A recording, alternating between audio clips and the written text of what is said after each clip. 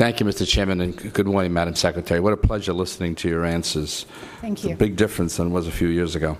I got a couple of questions. First, it has to do with people with disabilities.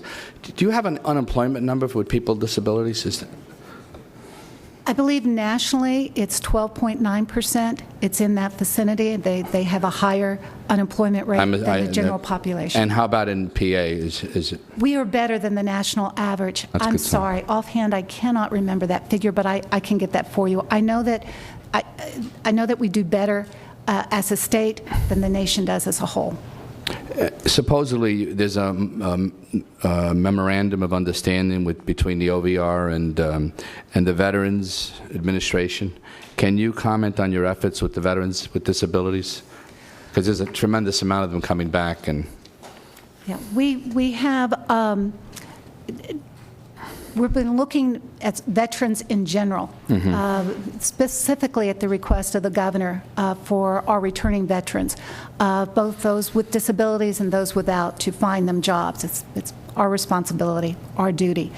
We have in almost all of our career links an individual devoted to Veterans Administration and also specifically to deal with those veterans with disabilities. We're also trying to creatively look at ways that we can approach businesses. There's a number of credits available to them to hire a veteran. I'm not sure that's as well known as it should be.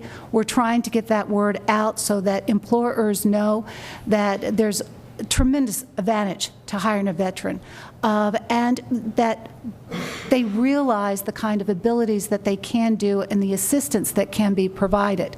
I've heard some wonderful stories from employers who were reluctant to hire someone with disabilities or a veteran with disabilities, and once they have, have an extremely loyal employee that's dedicated, very worker. Productive. Yeah. And I would like to take those stories and get it out to the rest of the business world, because I think it's an underutilized area for business, and if they were more informed about some of these choices, they would hire more individuals. I just want to give a plug out to my career link, especially with the unemployment situation. John Casella has done an outstanding job there in trying to get people placed and trying to get them trained and into the workforce. And it's been a real tough struggle, and that office is really doing a hell of a job with what they have. I want to follow up on Representative Tina Pickett's question, and that has to do with the, last year the surcharge was 0.44, and I think you said to the employers, I think you said it generated $25 million. Is that correct? The 0.44 is the interest charged to employers to pay the interest on this debt. If we, that's the interest charge on the employer. The actual interest on the debt, it fluctuates. It's a variable. It is currently, I believe, at 4.1% interest charge.